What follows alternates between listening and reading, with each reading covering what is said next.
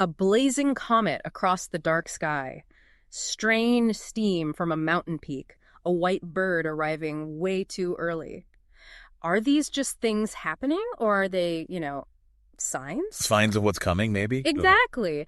Today we're looking into some sources you showed with us, exploring how different characters read these signs, these omens, and what their interpretations tell us about them. Yeah, what drives them, what they believe deep down. And we're approaching this kind of like the folks over at the Mindful Moments YouTube channel. Did they use AI to analyze books, aiming to get us thinking more deeply?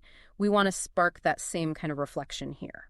It's a great approach. And what really jumps out first is how differently everyone sees the same thing. Take that comment. Right, the red comment. Maester Crescent sees it, along with the weird steam from Dragonmock and that white raven, and he's instantly unsettled. It feels like an omen to him. He's a man of learning, looking for logic, but this stuff, it shakes him. Yeah. Causes real fear inside. It does. And then you have someone like Old Nan. She can barely see, but she claims she can smell the comet. Smell it?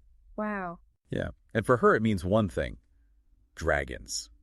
It's pure legend, pure belief. Which is so different from Bran, right? He hears Nan's stories, but he's still a kid, kind of skeptical about the really wild parts like princes from old tales. Exactly. So that one comment for the great Jon, it's a call for vengeance, a red flag for Ned Stark. Emir Tully sees it and thinks, victory, because it matches his house colors, the red fish on blue.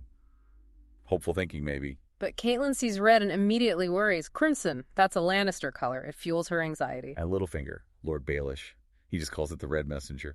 Very strategic, always wondering what's the message, who benefits. Always. It really shows how the comment itself doesn't have a single meaning, does it? Not at all. It's like a mirror, reflecting their own hopes, their fears, their ambitions. Even the Dothraki, totally out of their element, they see it and mutter that it's led them somewhere awful, like a hell, shows their own cultural fears. Precisely. Or Bran's dream about Winterfell burning the smell of horses, steel, blood. Terrifying. And his immediate thought is, everyone's going to die. It's a direct, visceral interpretation of this potential future he's seeing, or thinks he's seeing. So these big dramatic events, they really just amplify what's already there inside people. That's a good way to put it. It reveals their inner landscape. Let's talk about other signals too, like the white raven. For Crescent, that's a very official sign, right? Oh, yeah.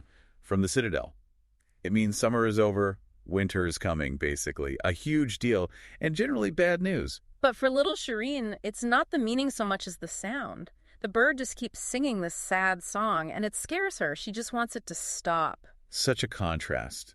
The learned maester understanding the societal implication, and the child reacting purely to the unsettling sound, the disruption. And these reactions tell us so much about their core beliefs, like Crescent's loyalty to Stannis. Absolutely. He's deeply concerned for Stannis. He sees Stannis' strength, his sense of justice, but he worries it's not enough. Not enough to win hearts, maybe. Yeah. Crescent observes that Stannis has gone just past the point of wisdom.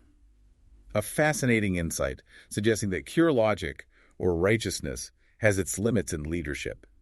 You need something more. And Stannis himself, he seems to always be looking for confirmation, doesn't he? Checking how his lords react to his letters, his plans. He really does. Like when Lord Tel'Tagar just agrees with everything, it highlights Stannis' need for that outward yes, even if it's predictable.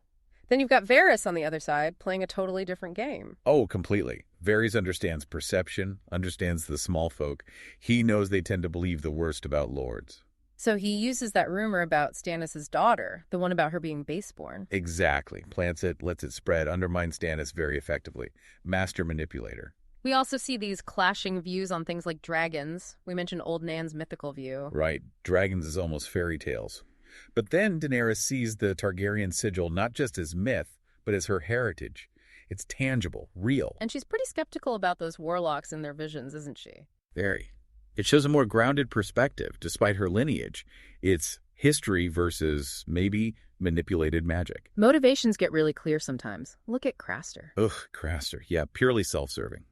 His view of the king beyond the wall is all about what he can get, what information he can trade for his own safety. Threats and pragmatism. And Theon. He's such a mix of loyalties. He really is. Torn between the Ironborn identity he wants and the Stark upbringing he had.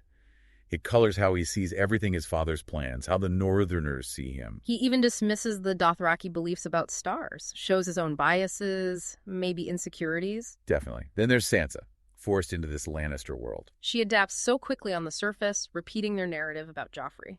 But inside, you know she's just longing for home, for her family, its survival. Unlike Arya, who finds different ways to cope, she's tough. Incredibly resilient.